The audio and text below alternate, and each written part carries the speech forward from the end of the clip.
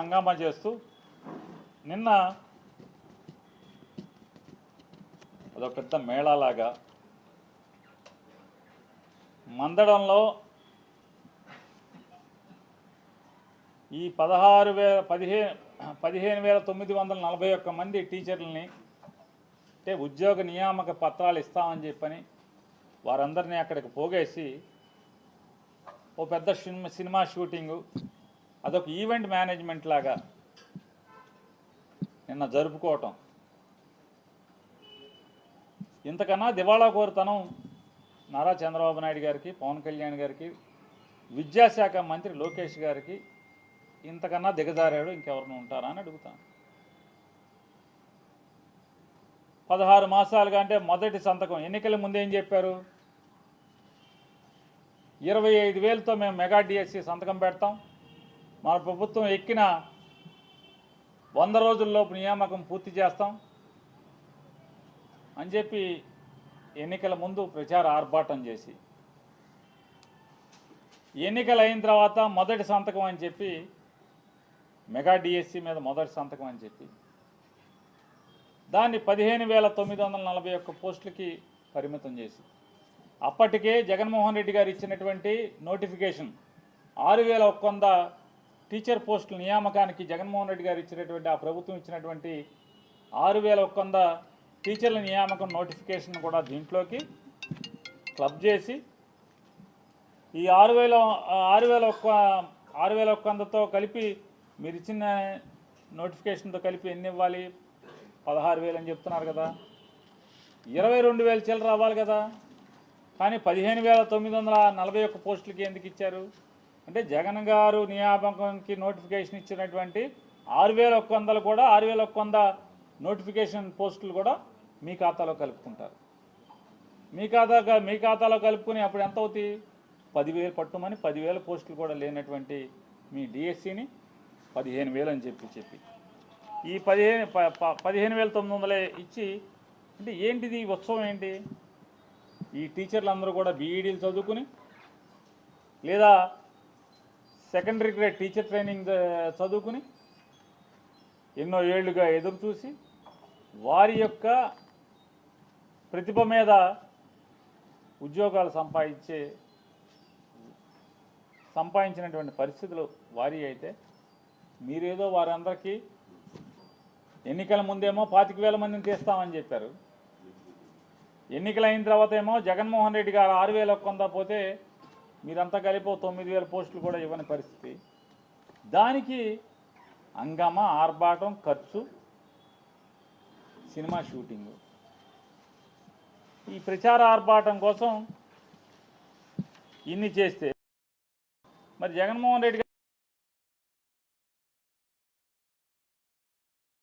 4 మాసాల తన అధికారంకి వచ్చినటువంటి 4 మాసాల్లోపు 35,000 మంది పర్మనెంట్గా ఉద్యోగస్తుల్ని సచివాలయాలను నియామకం చేయటం. అదొకటే కాకుండా మొత్తంగా తన 5 ఏళ్లలో 2,14,000 నియామకం చేయటం. కేవలం ఒక్క వైద్య విద్య ఆరోగ్యంలోనే సుమారుగా 50,000 పైచీలకు ఉద్యోగాల్ని దాంట్లో మెడికల్లో నియామకం చేయటం. ఏ రోజు ఈ రకంగా జనాన్ని పోగేసి వాళ్ళ ప్రతిభతో చదువుకుని కష్టపడి వారికి మీరేదో ఘనకార్యం చేసినట్టు ఆ 1,35,000 జగన్మోహన్ రెడ్డి గారు 1,35,000 సచివాలయ ఉద్యోగస్తులకి ఏ రోజు మీకులాగా ఈ ఆర్భాటం హంగామా చేయలే?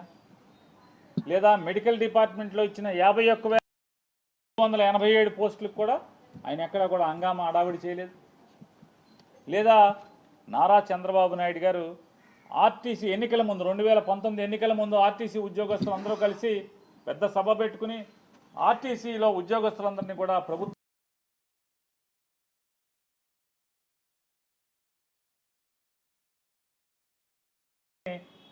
మీటింగ్లో మైక్లో చెప్పినటువంటి నారా చంద్రబాబు నాయుడు గారు ఆయన అనుభవం ఆయనదైతే, అటువంటి అనుభవం అయితే జగన్మోహన్ రెడ్డి గారు పాదయాత్రలో ఇచ్చిన హామీ మేరకు ఆర్టీసీ ఉద్యోగస్తులందరినీ కూడా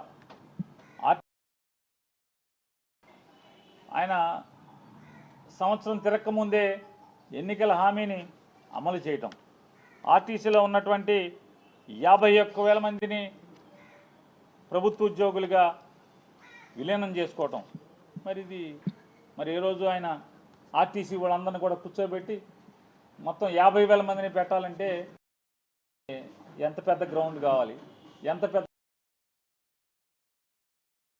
50,000 మందిని కూర్చోబెట్టి నియామక పత్రాలు ఇవ్వాలంటే ఎంత పెద్ద సభ అవుతుంది, లేదా ఎన్ని రోజులు సమయం పడుతుంది వాళ్ళందరికీ కూడా నియామక పత్రం అందజేయాలంటే. అంటే దిగజారి, అంటే దివాళా కోరుతనం. ఇస్తా అన్నది 25,000, ఇచ్చిందేమో 9,000 కూడా కాదు. మీరు దీనికి నియామకం అప్లికేషన్ దశలోనే, అంటే కాగితం పెట్టుకునే దశలోనే 10th క్లాస్లో ఇన్ని మార్కులు కావాలి, ఇంటర్మీడియట్లో ఇన్ని మార్కులు కావాలి, డిగ్రీలో ఇన్ని మార్కులు కావాలి. వాళ్ళు చదువుకున్నది బీఈడీ సీట్ రావాలంటే ఖచ్చితంగా ఎంట్రన్స్ ఎగ్జామ్ రాస్తే మాత్రమే బీఈడీలో సీట్ వస్తుంది. ఎడ్సెట్ సీట్ రాయాలి, ఎడ్సెట్లో మంచి ర్యాంక్ వస్తేనే బీఈడీ సీట్ వస్తుంది. మరి బీఈడీ సీట్ వస్తే దానికి క్వాలిఫికేషన్తోనే అయ్యారు కదా. 10th క్లాస్లో ఇన్ని మార్కులు కావాలి, ఇంటర్మీడియట్లో ఇన్ని మార్కులు కావాలి. ఇట్లా మీరు ఎన్ని లక్షల మందిని మీరు కోతకొచ్చారు, అనర్హులంగా ప్రకటించారు. అప్లికేషన్ పెట్టుకునే దశలోనే మీరు నోటిఫికేషన్ ఇచ్చిన దగ్గర నుంచి కూడా అన్నీ తప్పులు తడక, అన్నీ తూచులు. చివరికి సాధారణంగా నేను నా అర్హతను బట్టి 3 పోస్టులకో 4 పోస్టులకో నేను అప్లికేషన్ పెట్టుకుంటాను. 4టికి నేను 4టికి సెలెక్ట్ అయితే 4టికి నా మెరిట్ని బట్టి 4టికి మీరు అవకాశం ఇవ్వాలి. వచ్చిన తర్వాత నేను సెలెక్ట్ అయిన తర్వాత ఎందులో తీసుకుంటానో నాకు ఛాయిస్ అనేది వాళ్ళ హక్కు. కానీ మీరు ఎవరిని ఏం అడగకుండానే మొదటి ప్రాధాన్యత కింద ఏది పెడితే దాంట్లోనే మీరు ఆర్డర్ ఇచ్చేస్తారు. మెరిట్ లిస్ట్ ప్రకటించరు. కేవలం ఈ 15,000 చిల్లర మందికి మాత్రమే మీరు నియామక పత్రాలు డైరెక్ట్గా పంపించేస్తారు. 3 లక్షల చిల్లర మంది రాస్తే అందరికీ మెరిట్ లిస్ట్ ఇవ్వాలి కదా. ఎందుకు ఇవ్వరు మీరు? ఏం తంతు జరుగుతుంది దీంట్లో అని అడుగుతున్నాను. ఈ జగన్మోహన్ రెడ్డి గారు ఇచ్చినటువంటి దానికి హంగామా లేకపోగా నేను మిమ్మల్ని ఒకటి అడుగుతున్నాను. మీ తండ్రి గారు ముఖ్యమంత్రిగా ఉండగా, ఇవాళ ముఖ్యమంత్రి, ఆవాళ మీ తండ్రి గారు 1998లో ముఖ్యమంత్రిగా ఉండగా ఈ జగన్మోహన్ రెడ్డి గారు వచ్చే వరకు కూడా 1998 డిఎస్సిలో వాళ్ళకి పరిష్కారం ఉందా అని అడుగుతున్నాను. మీ యొక్క అడ్మినిస్ట్రేటివ్ మిస్టేక్స్ వల్ల, మీ పరిపాలన తప్పుల తడక వల్ల అన్ని కోర్టుల్లో పడి 1998 డిఎస్సి దాంట్లో పరీక్షలు రాసిన వాళ్ళు చివరికి వయసు అయిపోయినా కూడా వారికి దిక్కులేని పరిస్థితి. వారి పరిస్థితి ఏంటి? బీఈడీ చదువుకున్నారు, వేరే ఉద్యోగానికి వెళ్ళలేరు. దీంట్లో మీరు ఎవరు ఉద్యమాలు చేసి చివరికి జగన్మోహన్ రెడ్డి గారు ముఖ్యమంత్రి అయితే కానీ 98 డిఎస్సిలో మీరు చేసినటువంటి పాపాలకి పరిష్కారం ఎప్పుడు దొరికిందంటే సుమారుగా 1,000 మందికి, సుమారుగా 5,000 మందో 6,000 మందికో పరిష్కారం దొరికింది. మీ తప్పుల వల్ల జరిగినటువంటి వాళ్ళకి అన్యాయం సరిదిద్దటానికి జగన్మోహన్ రెడ్డి గారు వస్తే కానీ దాని పరిష్కారం జరగలేదు. ఇవాళ మరి మీరు పిలవాలి కదా. మీరు చెప్పినటువంటి 16,000 అన్నారు కదా, మరి 22,000 తీయకుండా జగన్ గారు ఇచ్చిన 6,100 కూడా కలుపుకొని మీ అకౌంట్లో వేసుకుంటున్నారు కదా. ఇది మెగా డిఎస్సి ఎందుకు అవుతుంది? పెద్ద దగా డిఎస్సి కాదా ఇది? చెప్పండి ఎడ్యుకేషన్ మినిస్టర్ గారు, విద్యాశాఖ మంత్రి గారు సమాధానం చెప్పాలి కదా. ఇవాళ సమాచార హక్కు చట్టం కింద ఒక డిఎస్సి చదువుకున్న టీచర్ గారు ఆయన సమాచార హక్కు చట్టం కింద విద్యాశాఖకి ఆయన ఒక కాగితం పెట్టుకుంటే ఇవాళకి ఆంధ్రప్రదేశ్ రాష్ట్రంలో ఖాళీలు ఉన్నటువంటి టీచర్ల సంఖ్య 27,409 టీచర్లు ఖాళీ ఉన్నాయని చెప్పని ఇవాళ ఖాళీలు ఉన్నాయని చెప్పారు. మరి 27,409 టీచర్లు ఖాళీ ఉంటే మరి మీరు ఎన్నిటికి నియామకం ఇచ్చారు? ఎన్నికల ముందు ఎన్ని జబ్బలు తలుచుకున్నారు? మరి ఎన్ని దగా మాటలు మాట్లాడారు? దగా మాటలు మాట్లాడి మెగా చివరికి ఏం చేశారు? దగానే చేసింది మీరు. 2025 డిఎస్సి నోటిఫికేషన్లో మీరు చేసిన దగా కాదా? ఎన్నో ఏళ్లుగా కాంట్రాక్ట్ టీచర్లుగా విద్యా వ్యవస్థలో పనిచేసి పాఠాలు చెప్తున్నటువంటి వారికి వెయిటేజ్ మార్కులు ఇవ్వలేదు. మరి అన్నేళ్ళు వెట్టి చాకరీ చేయించుకుంటున్నాయి కదా ప్రభుత్వాలన్నీ కూడా. అది ఏ చంద్రబాబు నాయుడు గారి ప్రభుత్వం లేదా ఏ ప్రభుత్వం అయినా మరి దాంట్లో వెయిటేజ్ మార్కులు ఇవ్వకపోవటం వల్ల మరి వారు చేసినటువంటి సేవలు తక్కువ జీతానికి కాంట్రాక్ట్ ఉద్యోగాలు చేసినటువంటి టీచర్లందరూ కూడా వారికి అన్యాయం జరిగింది కదా. అలాగే ప్రశ్నాపత్రాల్లో అనేక ప్రశ్నలు తప్పులు తడక మీరు సమాధానాలన్నీ కూడా మీరు ఇచ్చారు. ఇచ్చిన దాంట్లో తప్పులు ఉన్నాయని చెప్పని అందరూ పిటిషన్లు పెట్టారు. మరి దానికి ఏమన్నా సక్రమంగా దాన్ని సరిచేశారా? సరిచేసిన దానికి ఏం మార్కులు ఇచ్చారు? లేదా మీ తప్పుల్ని సరిదిద్దుకుంటూ విద్యార్థులకి ఎవరైతే మీ తప్పులకి పరిహారంగా వాళ్ళకి మార్కులు ఇచ్చారా, ఇవ్వలేదా? ఇది మామూలుగా అది అర్థం కాని ప్రశ్నలు. భగవంతుడికి కూడా తెలియదు ఏం జరిగింది. ఈ తప్పులు ప్రశ్నాపత్రాల్లో వచ్చినటువంటి తప్పులకి ఏం జరిగిందో అనేది సరిదిద్దారా సరిదిద్దలేదా అనేది కూడా భగవంతుడికి కూడా తెలియని పరిస్థితి. ఇవాళ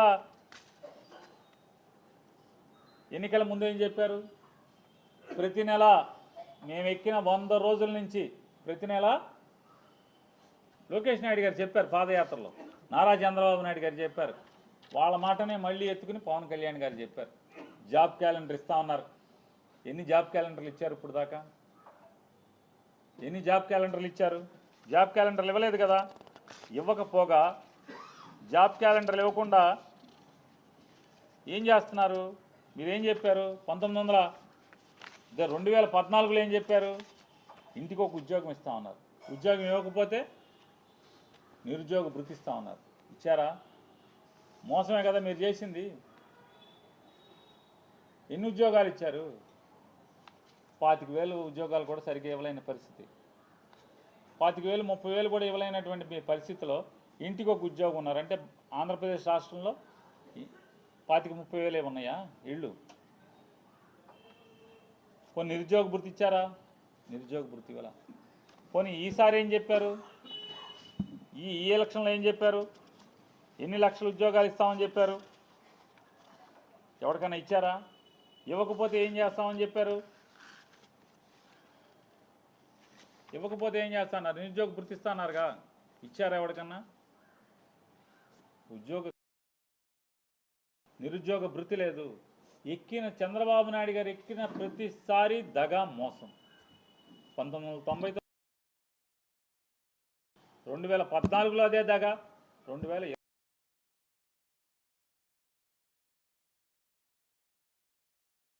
ఉద్యోగాలు కల్పిస్తామని చెప్తారు. లక్షల ఉద్యోగాలు అంటారు. నిరుద్యోగ భృతి అంటారు. ఇవ్వలేకపోతే ఏమన్నా మేము చేయలేకపోతే చొక్కా పట్టుకోమంటారు. ఎక్కడికి వచ్చి పట్టుకోవాలి? మీరేమో హెలికాప్టర్లోనూ విమానాల్లో ఎక్కి తిరుగుతూ ఉంటారు. ఉద్యోగం లేనటువంటి నిరుద్యోగులేమో రోడ్ల వెంబడి సైకిల్ మీద తిరుగుతూ ఉంటారు. ఎక్కడికి వచ్చి పట్టుకోవాలి? నుంచోవాలి కదా. పని ఎక్కడో దయచేసి సెంటర్కి ఊరూరికి నేను ఉద్యోగాలు ఇవ్వలేకపోయినా నా చొక్కాలు పట్టుకోమని మీరు అవకాశం ఇవ్వాలి కదా. అవకాశం ఎవరు? చొక్కాలు పట్టుకుంటాకి. ఈ ఇంత దగా మోసం ఆర్భాటం ఇటువంటి హంగామాలు చేస్తూ చివరికి ఏంటయ్యా అంటే ఈ ప్రభుత్వం ఏంటయ్యా అంటే ఇదొక ఈవెంట్ మేనేజ్మెంట్ ప్రభుత్వం. ఎన్నో సంవత్సరాలుగా అనాదిగా పెన్షన్లు ఇస్తూ వస్తున్నారు. కొత్తగా ఒక్క పెన్షన్ ఇవ్వలేదు. పాత పెన్షనే ఈయన ఒక హెలికాప్టర్ విమానం హెలికాప్టర్ వేసుకెళ్తాడు, రెండు కలిపి. ₹1 కోటి షామ్యానాకి కుర్చీలకు అవుతుంది. అక్కడ ఈయన వెళ్ళి ఒక పెన్షన్ ఇచ్చి మళ్ళీ ఒక షూటింగు, ఒక నాటకం, దాన్ని ఏమంటారు, ఒక స్కిట్టు, ఒక షార్ట్ ఫిల్ము, ఇదంతా ముందే మ్యాచ్ ఫిక్సింగు.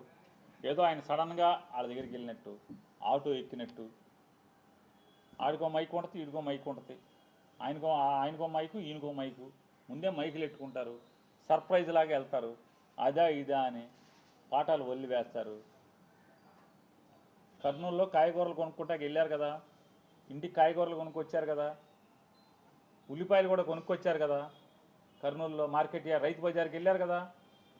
రైతు బజార్లో ఉల్లిపాయలు రోజు మార్కెట్లో రోడ్ల మీద పారబోస్తున్నారు రైతులు. పట్టించుకోరా అని అడుగుతున్నాను. ఫోటోలు మాత్రం సినిమా తీసుకొచ్చేశారు. రైతు బజార్కి వెళ్ళి ఉల్లిపాయలు కొనుక్కొచ్చారు, మామిడికి ఇవ్వాలి ఉల్లిపాయలు అని చెప్పని. ఇవాళ పరిస్థితి ఏంటి? మళ్ళీ తొంగి చూడరా.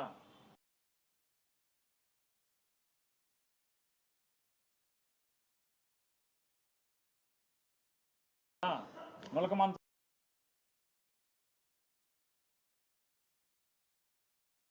సరేవరా. నిన్న అసెంబ్లీలో మాట్లాడతాడు నారా చంద్రబాబు నాయుడు.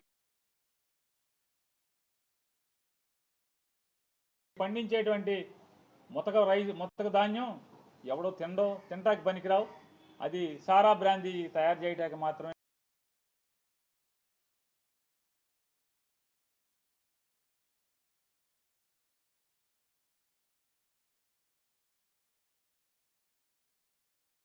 బియ్యం ఎవడో తినడో, మా బియ్యం కాపు సారాకి, బ్రాందీకి, ఆల్కహాల్ తయారు చేయడానికి మాత్రమే పనికొస్తాయి.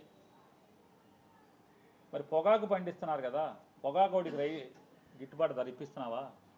మిర్చికి గిట్టుబాటు ధర ఇప్పిస్తున్నావా? ఏ పంటకి? కందులకి ఉందా గిట్టుబాటు ధర? పెసలకి, మినువులకి గిట్టుబాటు ధర ఉందా? శనగలకి గిట్టుబాటు ధర ఉందా? ఉల్లికి గిట్టుబాటు ధర ఉందా? దేనికి గిట్టుబాటు ధర ఉంది? అరటికి గిట్టుబాటు ధర ఉందా? ఏ పంటకి గిట్టుబాటు ధర ఉంది? పసుపుకి గిట్టుబాటు ధర ఉందా? నారా చంద్రబాబు నాయుడు ప్రభుత్వంలో ఏ పంటకి నువ్వు చెప్పినట్టుగా మేము పండించే ధాన్యం తింటాకి పనికిరావు, మరి మిగతా అన్నీ కూడా తింటాకి పనికి వస్తాయి కదా. ఏ పంటకి గిట్టుబాటు ధర ఇస్తున్నారు మీరు? ఎవరికి ఇస్తున్నారు? మామిడికి గిట్టుబాటు ధర ఉందా? డబ్బా కొట్టుకున్నారు, హంగామా చేశారు. మామిడికి కేజీ 4 రూపాయలు ఇస్తున్నామని చెప్పని సబ్సిడీ కింద, అంటే కాంపాషనేట్ చేస్తూ రైతుకు నష్టపరిహారం కింద 4 రూపాయలు ఇస్తున్నామన్నారు. ఎన్నాళ్ళు అయింది? ఎన్ని నెలలు అయింది జీవో ఇచ్చి? నారా చంద్రబాబు నాయుడు గారిని నేను ప్రశ్నిస్తున్నా, పవన్ కళ్యాణ్ గారిని ప్రశ్నిస్తున్నా. 4 నయా పైసలైనా ఎవరికన్నా చిత్తూరులో మామిడికాయ రైతుకి వేశారా అని అడుగుతున్నాను. ఛాలెంజ్ చేస్తాను.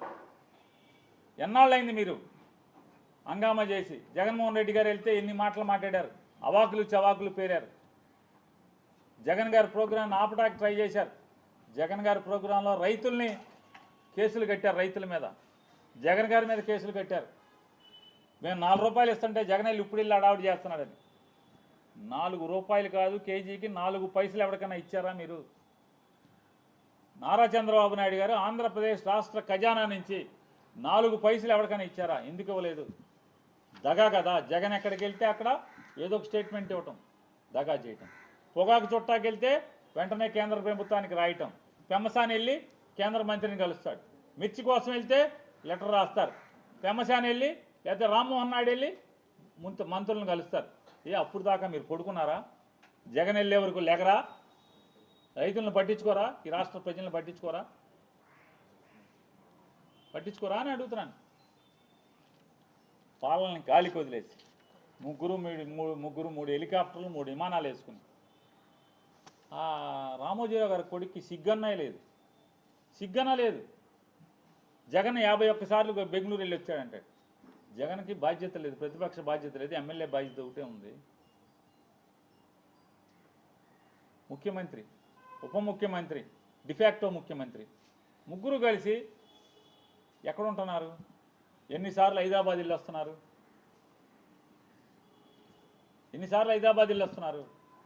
శుక్రవారం కొడుకు వెళ్ళిపోతాడు, మళ్ళీ సోమవారం నాడు వస్తాడు. శనివారం తండ్రి వెళ్ళిపోతాడు, సోమవారం నాడు వస్తాడు మళ్ళీ. ఈయనేమో అట్నుంచి అక్కడే ఉంటాడు. వారానికి ఒకసారో 2 సార్లు లేకపోతే 10 రోజులకు ఒకసారో ఆయన షూటింగ్కి వచ్చినట్టుగా ఇక్కడికి వచ్చి వెళ్తాడు. ప్రత్యేక విమానంలో వస్తాడు. జనం సొమ్ము కదా, జనం సొమ్ముతో మీరు విమానాల్లో గాల్లో చక్కర్లు కొడతారు. పోనీ ఎక్కడన్నా ఏదన్నా జరిగితే జరగకపోవడం జరిగితే ప్రజలకు కష్టాలు వస్తాయి, రైతులకు కష్టాలు వస్తాయి, వెళ్ళి చూసినోడు ఎవడన్నా ఉన్నాడా? జనం సొమ్ముతోనే కదా తిరుగుతున్నది. హెలికాప్టర్లు విమానాలు వేసుకుని వెళ్ళరా? ఎక్కడికి వెళ్ళరు, చూడరు. సిగ్గు లేకుండా జగన్మోహన్ రెడ్డి గారి మీద పడేడుస్తారు మీరు. నేను అడిగేది మిమ్మల్నే, రామోజీరావు గారు అబ్బాయి గారు భారతి గారి మీద పడేడుస్తారు, తప్పుడు రాతలు రాస్తారు, విషపు రాతలు రాస్తారు.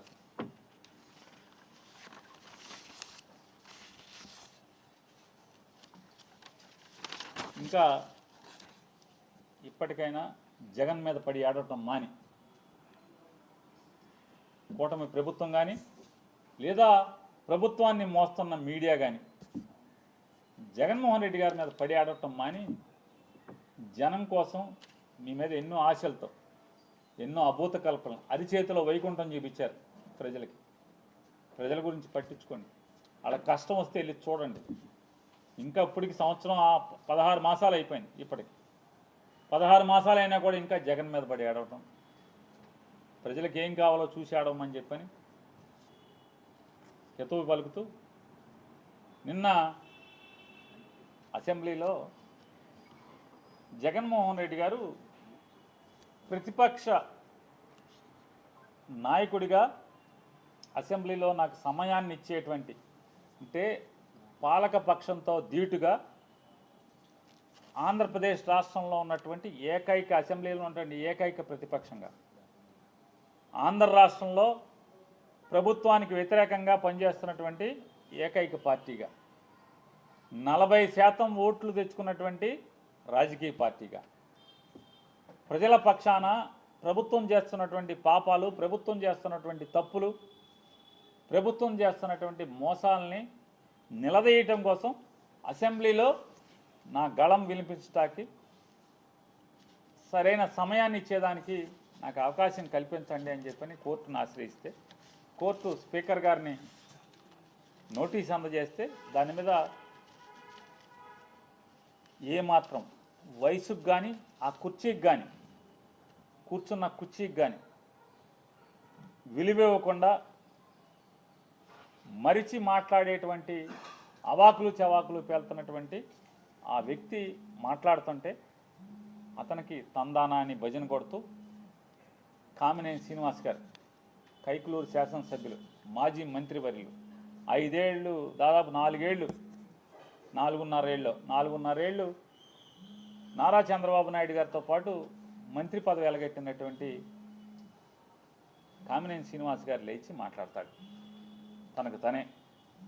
ఈరోజు దాకా ఏ రోజు కైకులూరులో దారుణాలు జరిగిన, కైకులూరులో కష్టాలున్నా, కైకులూరులో రోడ్లు బాగోపోయినా, కైకులూరులో గ్రామాలకు మంచినీళ్ళు రాకపోయినా, కైకులూరులో ప్రజలకు కష్టాలు ఎదురైనా, కైకులూరులో ఒక దళిత వాడ మీద జనసేన పార్టీకి సంబంధించిన వాళ్ళందరూ కూడా కిరాతకంగా పైశాచికంగా కత్తులతో దాడి చేసి హత్యాయత్నం చేస్తే దాని మీద ఏ రోజు కూడా మాట్లాడ్డాయన. పోలీసుని ఏ రోజు కూడా దండించడు, ఒక్కడిని నిలదీయడు. ఏంట్రా నా నియోజకవర్గంలో ఈ పాపాలు ఏంట్రా అని చెప్పని ఆయనే ఫోన్ చేసి సరెండర్ చేస్తాడు, ఎస్పీకి ఫోన్ చేసి వాళ్ళ జోలికి వెళ్ళొద్దని చెప్తాడు. ఆ పెద్ద మనిషి గారు నియోజకవర్గంలో పరిస్థితుల గురించి మాట్లాడకుండా ఆయన అసెంబ్లీలో మాట్లాడతాడు. సినిమాల గురించి, సినిమా రేట్ల గురించి, సినిమా వాళ్ళు వచ్చారని చెప్పని అదేమన్నా అసెంబ్లీలో జరుగుతున్నటువంటి అంశమా? అదేం చర్చ జరుగుతుండగా ఈయనేమన్నా లేచి మాట్లాడా? అది కూడా కాదు. లేచి తగుదనమ్మా అని మాట్లాడతాడు. ఏం మాట్లాడతాడు? చిరంజీవి గారినంట సినిమా వాళ్ళందరినీ కూడా నడిపించి వచ్చాడంట. నడిపించి వచ్చి నేను రాను మాట్లాడతాకి వచ్చిన తర్వాత వాళ్ళందరూ వచ్చాక మన సినిమాటోగ్రఫీ మంత్రితో మాట్లాడుకుని పొమ్మనండి వాళ్ళని, నేను రానని చెప్తే చిరంజీవి గారు పెద్ద పెద్ద అరుపులు అరిచాయంట, రంకులు వేసాడంట. తమాషాగా ఉందా అది ఇదని వెంటనే భయపడి జగన్ గారు వచ్చి వాళ్ళతో చర్చలు జరిపాయంట. అరే వయసుకి హోదాకి ఎమ్మెల్సీ చేసాం, మంత్రి చేసాం, మళ్ళీ ఇప్పుడు ఎమ్మెల్యేగా ఎలగబెడుతున్నాం. 83 ఏళ్ళ 80 ఏళ్ళ వయసు. అంటే విచక్షణ, ఇంగిత జ్ఞానం ఏంటయా అంటే గోతిగాని నక్కలాగా మంత్రి కావాలి.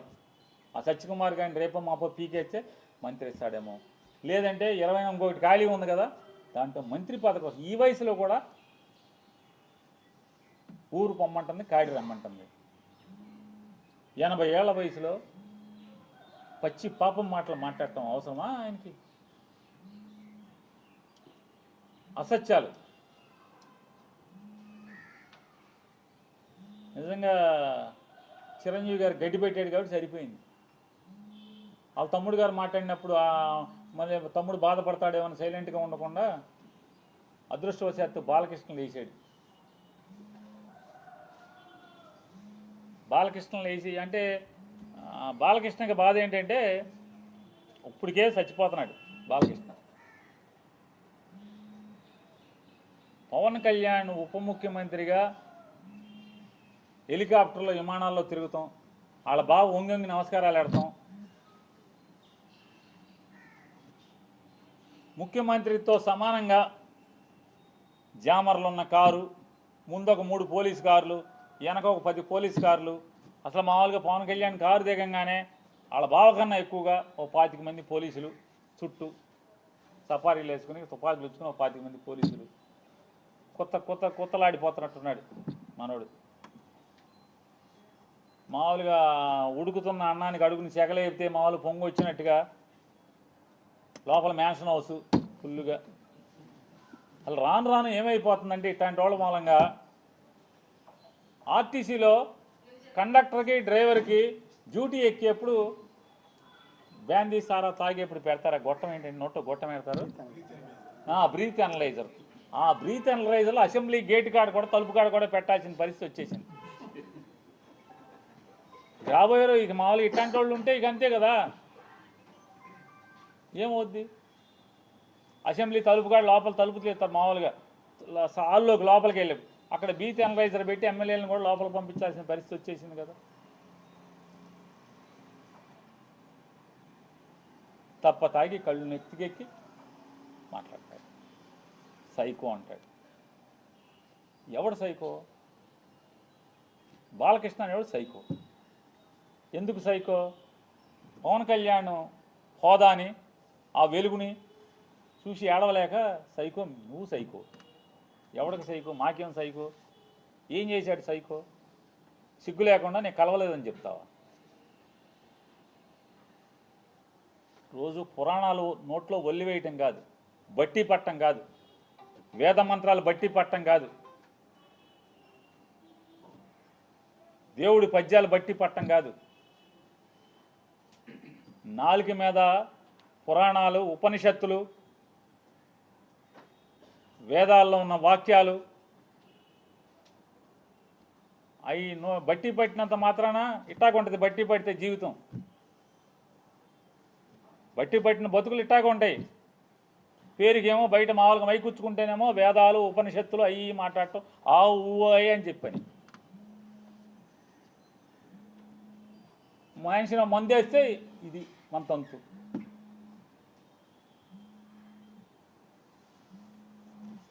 కామినేని శ్రీనివాస్ చిరంజీవిని పొగుడుతున్నాడు. ఆకాశానికి ఎగుతున్నాడు చిరంజీవిని. చిరంజీవి ముఖ్యమంత్రిని రంకెలేస్తే జగన్ బయటికి పరిగెత్తుకొచ్చాడు అని ఆకాశాన్ని లేపితే ఈయన ఉండబట్టలేకపోయాడు. లేచిపోయి వెంటనే కామినేని శ్రీనివాస్ గారు సైకో అప్పుడు వచ్చారు కదా సినిమా వాళ్ళు అది ఇదని. సాక్షాత్తు బాలకృష్ణ నాతో ఫోన్లో మాట్లాడాడు, నాతో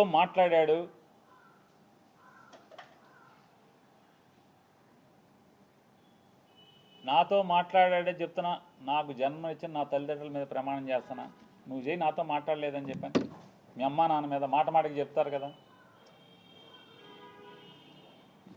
అరే ఎన్టీ రామారావు గారు, బసవతారకం గారు ఎంత క్యారెక్టర్ ఉన్నవాళ్ళు, ఎంత సంస్కారవంతంగా బతికారు వాళ్ళు, ఎంత సంస్కారవంతంగా బతికారు. వాళ్ళ కడుపున పుట్టి ఈ రకమైనటువంటి నీచపు మాటల అసెంబ్లీలో. పోనీ ఎక్కడో అక్కడ కూర్చుని చీకట్లో మందేస్తా మాట్లాడామంటే అది వేరు. ఎవడో వీడియో తీసే ఫోన్లో తీసేశాడు బయట పెట్టేశాడంటే అర్థం ఉంది. అసెంబ్లీలో మాట్లాడతారు. నన్ను అడిగావు బాలకృష్ణ, నన్ను అడిగావు ఫోన్ చేసి, జగన్మోహన్ రెడ్డి గారితో అపాయింట్మెంట్ ఇచ్చు నేను వచ్చి కలుస్తానని చెప్పాను. అఖండ సినిమా కోసం మిరియాల రవీందర్ రెడ్డి ఆయన ఎవరో ఉన్నాడు, నా దగ్గరికి వచ్చాడు. నన్ను అడిగి 10 మందితో మాట్లాడించి అపాయింట్మెంట్ తీసుకుని నా దగ్గరికి వచ్చాడు. సార్ మా హీరో గారు మాట్లాడుతా అంటున్నారు, కొద్దిగా మాట్లాడండి సార్ అన్నాడు. మీకు అభ్యంతరం అన్న, నాకే అభ్యంతరం లేదు, మాట్లాడండి, నేను మంత్రిని, మాట్లాడాలి, బాధ్యత, మాట్లాడించండి అని మాట్లాడావు. జగన్మోహన్ రెడ్డి గారు ఎట్టా ప్రవర్తించాడు? నేను వెళ్ళి అడిగితే, సార్ బాలకృష్ణ ఫోన్ చేశాడు సార్, వస్తాడంటే మిమ్మల్ని కలుస్తా అంటే కొద్దిగా అపాయింట్మెంట్ ఇవ్వండి అని అడిగాను. ఏ బాలకృష్ణ? చంద్రబాబు నాయుడు బామ్మర్ది. అవునండి, ఆయన బామ్మర్ది. మన దగ్గరికి ఎందుకు, ఏం పని ఏంటి అంటాను. అఖండ సినిమాకి లీనియంట్గా ఉండాలంట.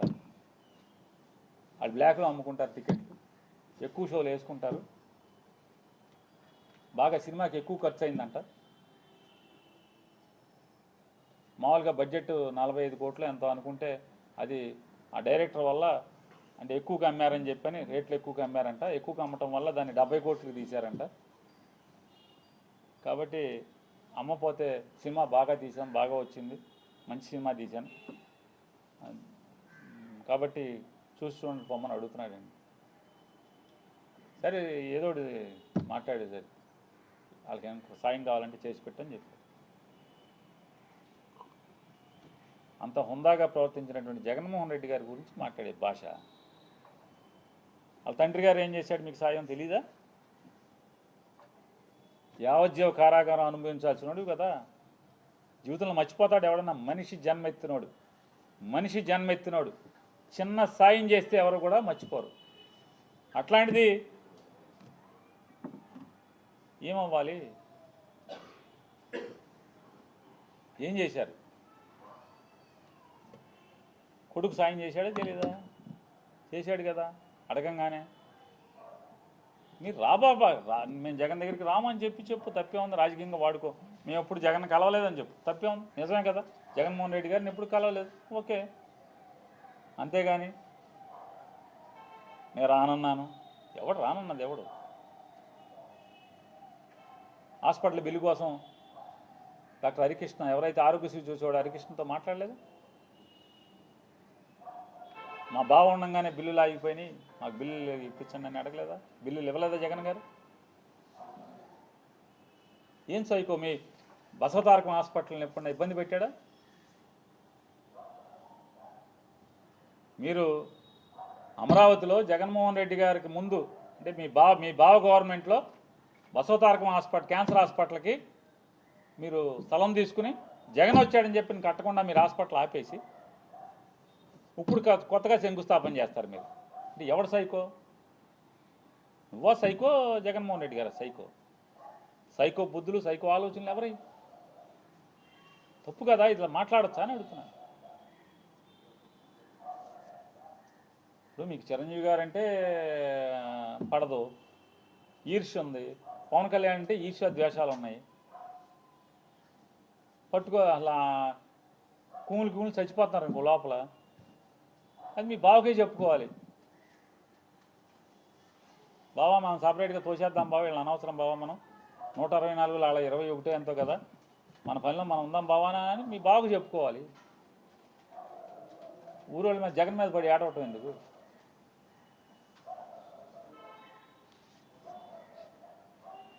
నిజంగానే ఈ కామినేని శ్రీనివాసు ఇట్లాంటి అవాకులు చవాకులు తప్పుడు మాటలు నిజంగా చిరంజీవి గారికి విలువిచ్చి మర్యాద ఇచ్చి సొంత అన్నలాగా ఆయన్ని అభిమానంతో చూసుకుంటే చివరికి పవన్ కళ్యాణ్ ఇట్లాంటి చాలామంది ఇట్లాంటి తప్పుడు మాటలు మాట్లాడి ఎన్ని నిందలు మోసాం ఈరోజు దాకా కూడా. దాదాపుగా ఒక 3-4 సంవత్సరాలుగా ఎన్ని నిందలు మోస్తూ వస్తున్నాం. నిజంగా చిరంజీవి గారు ఇవాళ రాసినటువంటి ఉత్తరమే పవన్ కళ్యాణ్ వాగినప్పుడే రాసి ఉంటే కనుక అతను నోరు మూతపడేది. జగన్ గారి మీద కూడా ఇంత విషం చిమ్మేటువంటి పరిస్థితులు ఉండేవి కాదు.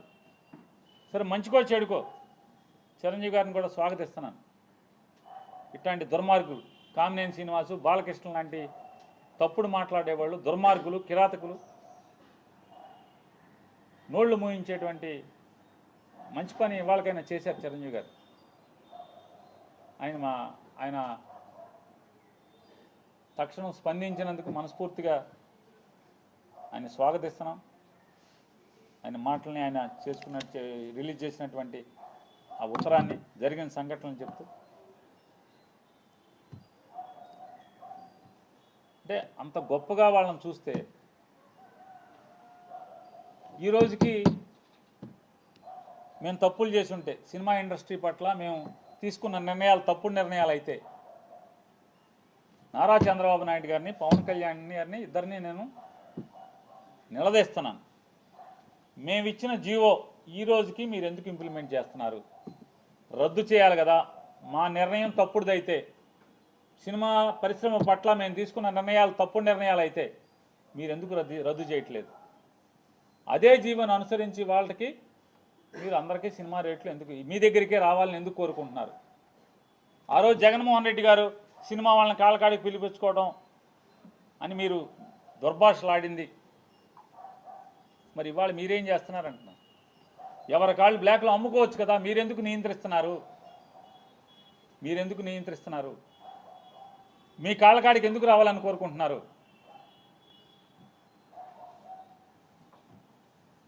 మీ కాళ్ళకాడికి ఎందుకు రావాలని కోరుకుంటున్నారు? అంటే మీరేమో పైనుంచి పైలోకం నుంచి సరాసరి బ్రహ్మదేవుడు బొడ్లోంచి ఊడిపడ్డారు. జగన్మోహన్ రెడ్డి గారేమో వాళ్ళ అమ్మ కడుపులోంచి ఊడిపడ్డాడు నేల మీద. మీరు చేస్తే అన్ని పత్తిత్తు కౌరులు, మీరు చేసేవన్నీ. అతను చేస్తే పాప పనులు అవన్నీ జగన్మోహన్ రెడ్డి గారు చేస్తే. సిగ్గు లేకుండా అదే జీవోని అనుసరిస్తున్నారు. సినిమా ఇండస్ట్రీలో అదే సాంప్రదాయాన్ని, అదే రూల్స్ని మీరు ఎందుకు కొనసాగిస్తున్నారని అడుగుతున్నాను. కొనసాగించకూడదు కదా. జగన్మోహన్ రెడ్డి గారు ఆ రోజు కూడా చిరంజీవి గారికి, మహేష్ గారికి, అలాగే మన రాజమౌళి గారికి, ప్రభాస్ గారికి, వీళ్ళందరికీ చెప్పారు, నా భయం ఏం లేదు అన్నా, నా భయాలు ఒకటే. మీరు పేదవాడికి సినిమా టికెట్ అందకుండా తీసుకెళ్ళిపోయే పరిస్థితి ఉంటే, కుటుంబం సినిమాకి వెళ్తే మినిమం 1000 రూపాయల నుంచి 2000 రూపాయలు లేచి వెళ్ళిపోతే, ఇవాళ ఓటీటీ వచ్చేసినాయి, నెలకి 100 రూపాయలు కడితే చందా మొత్తం అన్ని సినిమాలు ఇంట్లో చూసే పరిస్థితి ఉన్నప్పుడు, టీవీ స్క్రీన్లు కూడా మారిపోయినాయి. అన్ని ఓఎల్ఈడీలు, ఇట్లాంటి రకరకాల డిజిటల్ 8,000K 10,000K భవిష్యత్తులో ఇంకా మారిపోయే పరిస్థితులు ఉన్నాయి. హై క్వాలిటీతో, హై రిజల్యూషన్తో cinema sound system, effective sound systems వచ్చేసినాయి టీవీల్లో. సినిమా దెబ్బతినేస్తుంది. సినిమా థియేటర్లో కళ్యాణ మండపాలు గాను, కాంప్లెక్స్లు కానీ మారిపోయే పరిస్థితులు వస్తాయి. మీరేసుకుంటాక సినిమా థియేటర్ దొరికే పరిస్థితి ఉండదన్నా, మీరు ఆలోచించండి అన్నా అని చెప్పి అందరికీ చెప్పారు. అందుకోసమే తప్పితే వేరే ఏం కాదు. సామాన్యుడికి ఇదొక్కటే మాత్రమే ఎంటర్టైన్మెంట్ అయిన, తెలుగువాడికి ఎంటర్టైన్మెంట్ అయిన సినిమా పరిశ్రమ మూతపడే పరిస్థితి వస్తుంది. థియేటర్లు ఉండవు, క్లోజ్ అయిపోతాయి థియేటర్లు అని చెప్పారు. అందుకు గురించి తప్పితే నాకేంటనా? మీరు ఎవరు సంపాదించుకుంటే, మీరు 50 కోట్లు తీసుకుంటే, 100 కోట్లు తీసుకుంటే నాకేంటనా? మీరు కష్టపడతారు, చేసుకుంటారు. ఆయన ఇంకో మాట కూడా ఆ రోజు చర్చలో మాట్లాడారు. అన్నా, మీరు సంవత్సరానికి ఒక సినిమా, 2 సంవత్సరాలకు ఒక సినిమా తీస్తే సినిమా ఇండస్ట్రీ కూడా, టెక్నికల్ టీం అంతా కూడా చచ్చిపోద్దన్నా. మీరు టెక్నీషియన్స్ అందరూ కూడా, మీరు ఒక సినిమా తీస్తారు, కానీ మీరు సంవత్సరానికి 4-5 సినిమాలు తీయకపోతే టెక్నీషియన్స్ ఏమైపోతారు? క్యారెక్టర్ ఆర్టిస్టులు ఏమైపోతారు? వాళ్ళ గురించి కూడా ఆలోచించండి అన్న సినిమా పెద్దలందరూ కూడా. సంవత్సరానికి ఒక సినిమా మీరు తీస్తే, ఉన్నవాళ్ళు పెద్దవాళ్ళందరూ కూడా 4 సినిమాలు తీస్తే, 5 సినిమాలు తీస్తే అందరూ కలిసి, మరి క్యారెక్టర్ ఆర్టిస్టులు, చిన్న నటులు భోజనం ఎట్లా? టెక్నీషియన్స్కి భోజనం ఎట్లా, భోజనం ఎవడ పెడతాడు? ఇది ఒక వ్యసనం లాంటిది, దీనికి అలవాటు పడ్డాడు, దీనికి తప్పితే ఇంకో పనికి వెళ్ళలేడు. ఇవన్నీ చర్చ వచ్చినాయి. మీరందరూ 4 సినిమాలు చేస్తే బాగుంటుంది ఒక్కొక్కళ్ళు సంవత్సరానికి కనీసం అని చెప్పారు కదా, మాట్లాడుకున్నాం కదా. ఇంత గొప్పగా సినిమా ఇండస్ట్రీ గురించి మాట్లాడాడు కదా. మీరందరూ విశాఖపట్నంలో స్థలాలు ఇస్తాను, ఇల్లు కట్టుకోమని చెప్పాడు కదా చిరంజీవి గారు. విశాఖపట్నంలో, రాజమండ్రిలో, కర్నూలులో, తిరుపతిలో ఒక్కొక్క స్టూడియో ఏర్పాటు చేద్దాం, ఒక్కొక్క ఫ్లోర్ కడదాం. మీరందరూ గవర్నమెంట్ నేను స్థలాలు ఇస్తాను, మీరు ఒక్కో చోట ఒక్కొక్క స్టూడియో కట్టండి, అంటే ఫ్లోర్ కట్టండి, షూటింగ్లు చేసుకుందాం. మీరు కాపురాలు కూడా వైజాగ్కి రండి అని చెప్పని జగన్ గారు మిమ్మల్ని రిక్వెస్ట్ చేశాడు కదా. వెంటనే చిరంజీవి గారు స్పందించి స్థలం కూడా కొనుక్కున్నారు కదా. ఏమాట కాబట్టి చిరంజీవి గారు ఆ రోజు జగన్మోహన్ రెడ్డి గారు పట్ల సోదర వాత్సల్యం, తమ్ముడు వాత్సల్యంతో ఉండేవారు. ఆ రోజు ఉన్నారు. ఈయన కూడా మా అన్న అన్నట్టుగానే ఆయన కూడా ఉన్నారు. ఇన్వైట్ చేయగానే రామ్ చరణ్ గారు, చిరంజీవి గారు ఇద్దరు కలిసి స్థలం కొనుక్కున్నారు వైజాగ్లో. గవర్నమెంట్ ఇచ్చేదే ఉందిలే, మనం కొనుక్కుందాం, ఊరికి ఎవరో ఒకటి మాట అంటాడు, చిన్న చిన్న వాళ్ళకి స్థలాలు వస్తే పర్లేదని అని చెప్పి చిరంజీవి గారు స్పందించారు. ఇంత గొప్పగా సినిమా ఇండస్ట్రీ పట్ల నారా చంద్రబాబు నాయుడు గారు సినిమా వాళ్ళని వాడుకోవటం తప్పితే ఏనాడన్నా సినిమా ఇండస్ట్రీకి ఉపయోగపడ్డా? నాడు రాజశేఖర రెడ్డి లేదా జగన్మోహన్ రెడ్డి గారు తప్పితే, సినిమా ఇండస్ట్రీని వాడుకోవటం తప్పితే నారా చంద్రబాబు నాయుడు గారు ఎప్పుడు ఉపయోగపడ్డాడు సినిమా ఇండస్ట్రీకి అని అంటున్నాను. సినిమా వాళ్ళని ప్రచారానికి వాడుకోవటం, సినిమా వాళ్ళని అడ్వర్టైజ్మెంట్లు తయారు చేయడానికి వాడుకోవటం తప్పితే ఏ రోజు ఏం జరిగింది? నాడు తండ్రి కానీ నేడు కొడుకు కానీ సినిమా ఇండస్ట్రీకి అండగా నిలబడితే ఇంత కామినేని శ్రీనివాసును బాలకృష్ణ కలిసి ఇంత అసహ్యంగా మాట్లాడతారా? ఇంత నీచంగా మాట్లాడతారా?